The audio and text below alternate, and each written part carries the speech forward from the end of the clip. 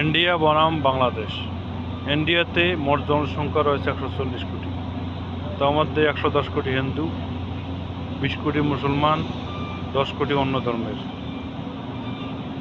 বাংলাদেশে মোট জনসংখ্যা রয়েছে 18 কোটি, 17 কোটি মুসলমান, 1 কোটি হিন্দু। ইন্ডিয়াতে 6 লক্ষ গ্রাম রয়েছে, 4000 শহর রয়েছে। বাংলাদেশে 90,000 গ্রাম রয়েছে, 13টি শহর রয়েছে।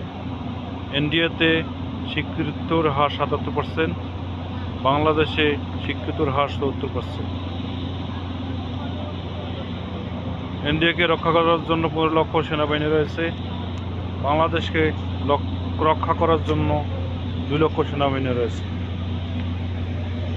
ইন্ডিয়াকে ভালোবাসলে লাইক করুন, বাংলাদেশকে ভালোবাসলে কমেন্ট করুন।